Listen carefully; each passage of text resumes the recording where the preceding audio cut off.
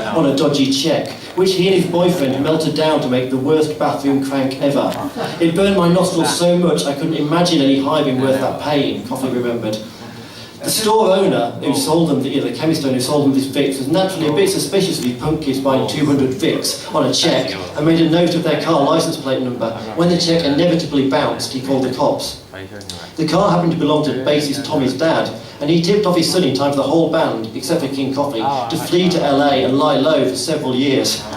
This was literally hours after the Hugh Beaumont Experience had made their final recording at San Antonio's Boss Studios in 1983, a track called Alchemy, influenced by this time their kind of Public Image Limited and Killing Joke, and a more or less faithful cover of Cream's Sunshine of Your Love on the B-side. So that was the background of King Coffey, the drummer.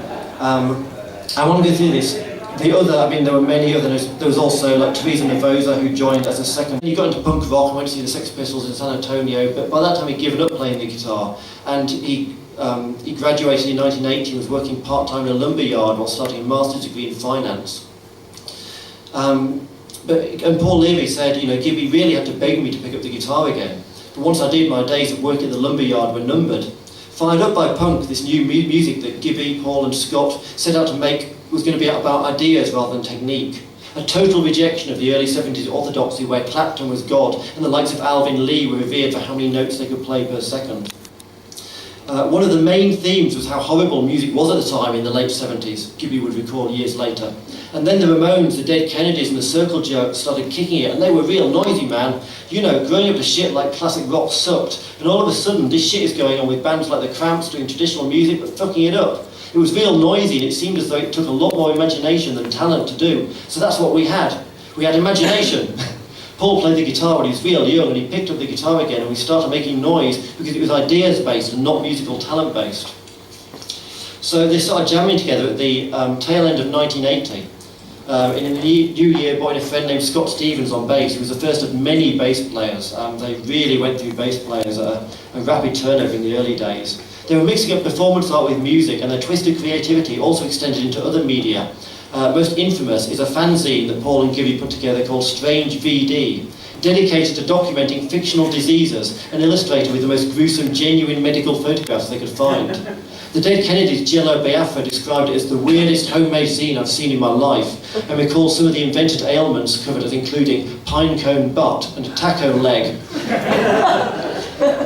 Meanwhile, Gibby had been named Accounting Student of the Year for 1980 by Leary's father in his role as Trinity's Dean of Business, which helped him land a job as an auditor for Peat, Marwick and Mitchell, at that time the biggest accounting firm in the world.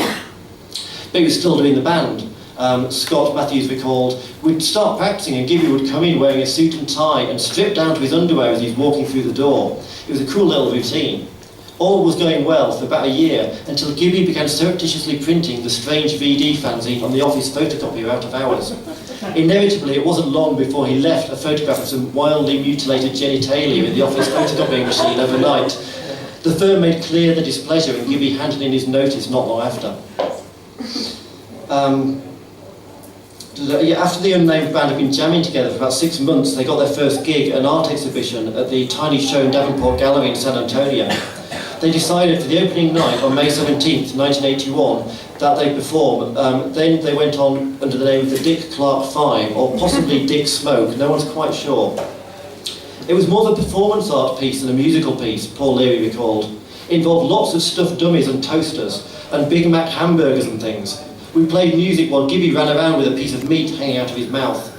Leary occasionally put down his guitar to take over on drums when Scott Matthews decided he wanted to play the saxophone, and Scott Stevens presumably attempted to hold everything together with some rudimentary bass. It's not known whether the band actually played all of the 8 numbers they got together. The show ended abruptly when the gallery owner pulled the plug halfway through. Some would have considered that gig a disaster, but for Gibby and Paul, at least it was the birth of a monster. Shock, offence, chaos and noise, all the right ingredients were already in place. And although they'd not yet even adopted the name, the Buttle serves